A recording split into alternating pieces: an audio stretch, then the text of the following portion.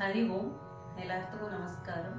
இந்த பகவத்கீதா சீரீஸ்ல இந்த வீடியோவில் நம்ம 4வது அத்தியாயத்தில் முதல் 20 ஸ்லோகங்களை கற்றுக்கலாம். ஓம் ஸ்ரீ பரமாத்மனே நமः. அத சதுர்த்தோऽध्यायः ஞானகர்ம சந்நியாச யோகः. श्री भगवान् उवाच. इमं विवस्वते योगं प्रोक्तवानहमव्ययम् विवस्वान् मनवे प्राह मनुरिक्ष्वागवे अब्रवीत्. श्री भगवान् उवाच. इमं विवस्वते योगं प्रोक्तवानहमव्ययम् विवस्वान् मनवे प्राह मनुरिक्ष्वाकवे ब्रवीत्. एवं परम्परा प्राप्तम् इमं राजर्षयो विदुः सकाले नेह महता योगो नष्टः परन्तप. एवं परम्परा प्राप्तम् इमं राजर्षयो विदुः सकाले नेह महता योगो नष्टः परन्तप. स एवायं मया तेद्य योगः प्रोक्तः पुरातनः. भक्तोऽसि मे सखा चेति रहस्यं ह्येतदुत्तमम्. स एवायं मया तेद्य योगः प्रोक्तः पुरातनः. भक्तोऽसि मे सखा चेति रहस्यं ह्येतदुत्तमम्. अर्जुन उवाच. अपरं भवतो जन्म परं जन्म विवस्वतः कथमेतद्विजानीयाम् त्वमादौ प्रोक्तवान् इति. अर्जुन उवाच. अपरं भवतो जन्म परं जन्म विवस्वतः कथमेतद्विजानीयाम् त्वमादौ प्रोक्तवान् इति. श्री भगवान् उवाच. बहूनि मे व्यतीतानि जन्मानि तव चार्जुन तान्यहं वेद सर्वाणि न त्वं वेत्तः परन्तप. श्री भगवान् उवाच. बहूनि मे व्यतीतानि जन्मानि तव चार्जुन तान्यहं वेद सर्वाणि न त्वं वेत्तः परन्तप. अजोऽपि सन् अव्ययात्मा भूतानाम् ईश्वरोऽपि सन् प्रकृतिं स्वामधिष्ठाय सम्भवाम् आत्ममायया. अजोऽपि सन्नव्ययात्मा भूतानाम् ईश्वरोऽपि सन् प्रकृतिं स्वामधिष्ठाय सम्भवामात्ममायया. यदा यदा हि धर्मस्य ग्लानिर्भवति भारत अभ्युत्थानमधर्मस्य तदात्मानं सृजाम्यहम्. यदा यदा हि धर्मस्य ग्लानिर्भवति भारत अभ्युत्थानमधर्मस्य तदात्मानं सृजाम्यहम्. परित्राणाय साधूनां विनाशाय च दुष्कृतां धर्म संस्थापनार्थाय संभवामि युगे युगे.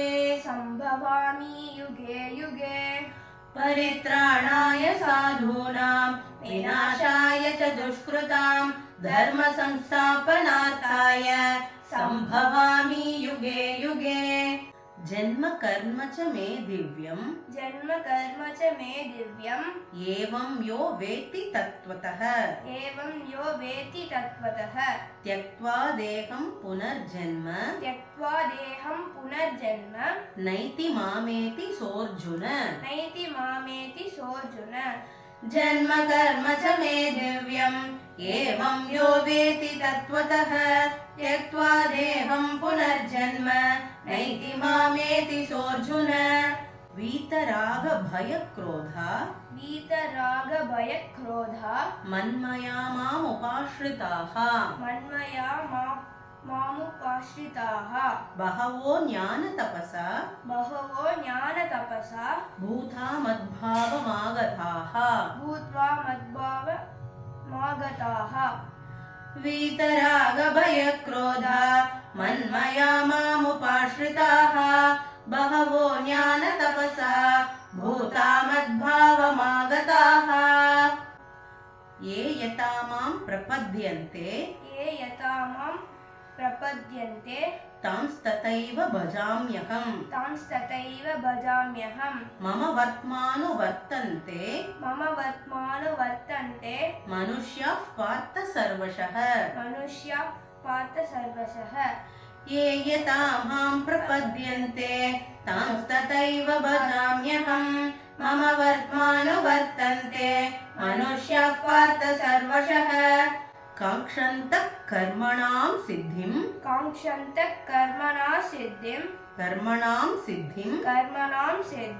यजन्त इह देवताः क्षिप्रं हि मानुषे लोके सिद्धिर्भवति कर्मजा काङ्क्षन्तः कर्मणां सिद्धिं यजन्त इह देवताः क्षिप्रं हि मानुषे लोके सिद्धिर्भवति कर्मजा चातुर्वर्ण्यं मया सृष्टं गुणकर्म विभागशः तस्य कर्तारमपि मां विद्यकर्तारमव्ययम् चातुर्वर्ण्यं मया सृष्टं गुणकर्म विभागशः तस्य कर्तारमपि मां विद्यकर्तारमव्ययम् न मां कर्माणि लिम्पन्ति न मे कर्मफले स्पृहा इति मां योऽभिजानाति कर्मभिर्न स बध्यते न मां कर्माणि लिम्पन्ति न मे कर्मफले स्पृहा इति मां योऽभिजानाति कर्मभिर्न स बध्यते एवं ज्ञात्वा कृतं कर्म पूर्वैरपि मुमुक्षुभिः कुरु कर्मैव तस्मात् त्वं पूर्वैः पूर्वतरं कृतम् एवं ज्ञात्वा कृतं कर्म पूर्वैरपि मुमुक्षुभिः कुरु कर्मैव तस्मात् त्वं पूर्वैः पूर्वतरं कृतम् किं कर्म किमकर्मेति कवयोऽप्यत्र मोहिताः तत्ते कर्म प्रवक्ष्यामि यज्ञात्वा मोक्ष्यसे शुभात् किं कर्म किमकर्मेति कवयोऽप्यत्र मोहिताः तत्ते कर्म प्रवक्ष्यामि यज्ञात्वा मोक्ष्यसे शुभात् कर्मणो ह्यपि बोद्धव्यं बोद्धव्यं च विकर्मणः अकर्मणश्च बोद्धव्यं गहना कर्मणो गतिः कर्मणो ह्यपि बोद्धव्यं बोद्धव्यं च विकर्मणः अकर्मणश्च बोद्धव्यं गहना कर्मणो गतिः कर्मण्य कर्म यः पश्येत् कर्मण्य कर्म यः पश्येत् अकर्मणि च कर्म यः अकर्मणि च कर्म यः स बुद्धिमान् मनुष्येषु स बुद्धिमान् मनुष्येषु स युक्तः कृत्स्नकर्मकृत् स युक्तः कृत्स्नकर्मकृत् कर्मण्य कर्म यः पश्येत् अकर्मणि च कर्म यः स बुद्धिमान् मनुष्येषु स युक्तः कृत्स्नकर्मकृत् यस्य सर्वे समारम्भाः यस्य सर्वे समारम्भाः कामसङ्कल्पवर्जिताः कामसङ्कल्पवर्जिताः ज्ञानाग्निदग्धकर्माणं ज्ञानाग्निदग्धकर्माणं तमाहुः पण्डितं बुधाः तमाहुः पण्डितं बुधाः यस्य सर्वे समारम्भाः कामसङ्कल्पवर्जिताः ज्ञानाग्निदग्धकर्माणं तमाहुः पण्डितं बुधाः त्यक्त्वा कर्म फलासङ्गं त्यक्त्वा कर्मफलासङ्गं नित्यतृप्तो निराश्रयः नित्यदृप्तो निराश्रयः कर्मण्यभिप्रवृत्तोऽपि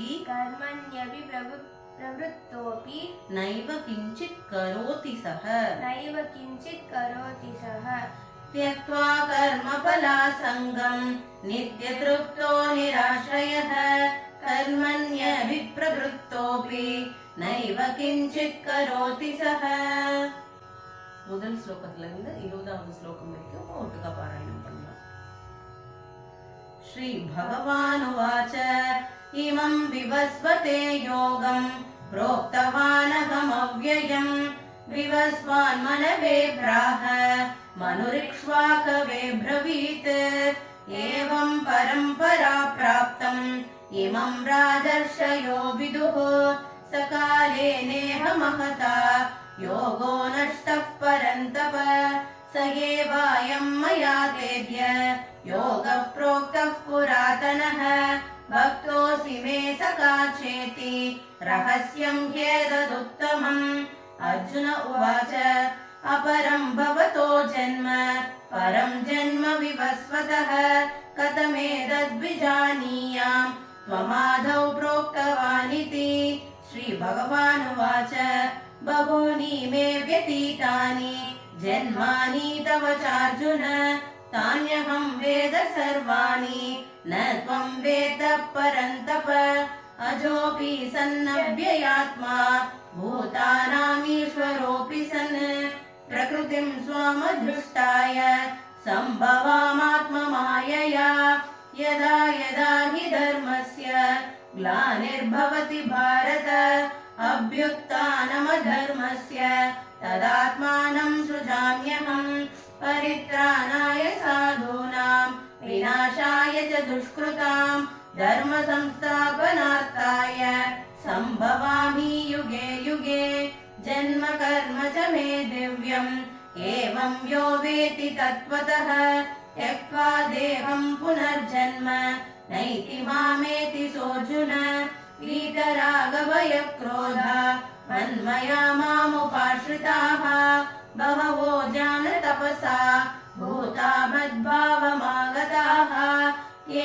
यथा मां प्रपद्यन्ते तां तथैव भजाम्यहम् मम वर्त्मानुवर्तन्ते मनुष्याः पार्थ सर्वशः काङ्क्षन्तः कर्मणां सिद्धिं यजन्त इह देवताः क्षिप्रं हि मानुषे लोके सिद्धिर्भवति कर्मजा चातुर्वर्ण्यं मया सृष्टं गुणकर्म विभागशः तस्य कर्तारमपि मां विद्य कर्तारमव्ययम् न मां कर्माणि लिम्पन्ति न मे कर्मफले स्पृहा इति मां योऽभिजानाति कर्मभिर्न स बध्यते एवं ज्ञात्वा कृतं कर्म पूर्वैरपि मुमुक्षुभिः कुरु कर्मैव तस्मात् त्वं पूर्वैः पूर्वतरं कृतं किं कर्म किमकर्मेति कवयोऽप्यत्र मोहिताः तत्ते कर्म प्रवक्ष्यामि